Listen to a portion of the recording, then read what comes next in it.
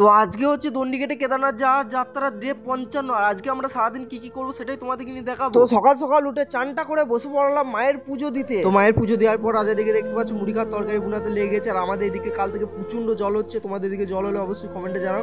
আর আমার কাছে একটা জিনিস আছে তোমাদেরকে দেখাই, দাঁড়াও। এটা হচ্ছে লক্ষ্মীর ভাড়। এই লক্ষ্মীর বাড়ি ছোট ছোট ভাড়ে আমি একদিন বিশাল বড় স্বপ্ন পূরণ করবো। তোমরা যদি এই ভিডিওটা দেখে থাকো অবশ্যই আমাকে কমেন্টে জানাও। তো তোমাদের সাথে গল্প করতে করতে কিন্তু এদিকে আমাদের মুড়ি খাওয়ার তরকারি কিন্তু হয়ে গেছে। আর আজ এদিকে মুড়িও বেড়ে ফেলেছে। আর আজ কিন্তু ব্যাপক রান্না করে। তারপরে এত জোরে যে বৃষ্টি নেমেছে, এত জোরে বৃষ্টি নেমেছে, আমাদের যেখানে ল্যাগেজ ব্যাগপত্র যেখানে ছিল জলে ভর্তি হয়ে গেছে। আর আমরা ওই ল্যাগেজ পত্রগুলো এইদিকে সাইড করলাম ছুটে ছুটে। আর সত্যি কথা বলতে আমরা যে ট্রাভেলটা করছি সেই ট্রাভেলটা কিন্তু অনেকটাই কষ্টকর। তোমরা যদি না দেখো পুরো ভিডিওটা, পুরো জিনিস যদি না দেখো বুঝতে পারবে না। তোমাদের কিন্তু অনুরোধ করছি পুরো ভিডিওটা অবশ্যই দেখো। তো মুড়িটা খাওয়ার পর কিন্তু আমরা এখানে ভাত রাঁধতে বসে পড়ছি। আর আজকে আমাদের সবজি ডাল ভাত হবে। আর রাজা কিন্তু রান্না করে, রাজা না থাকলে আমাদের না খেয়ে মরে যাওয়ার মতো অবস্থা হবে। রাজা কিন্তু অনেক হেল্প করে, সবিকদাও থাকে, সবিকদা আমাকে গাইড করে। আর রাজা রান্না বান্না হাবি যাবে এটা ওটা করে। তো ভাত রান্না হয়ে যাওয়ার পরে এখানে আমরা বসে বললাম ভাত খেতে। আর রান্নাটা কিন্তু ব্যাপক হয়েছিল, রাজা যে অসাধারণ রান্না করে, যেহেতু তোমাদেরকে আমি বললাম। তো খাওয়া দাওয়ার পর কিন্তু আমরা জিনিসপত্র ধুতে চলে গিয়েছিলাম। আর জিনিসপত্র সবকিছু কিন্তু আমাদেরকে নিজেদেরই করতে হয়, এটা ছোট্ট সংসারের মতো।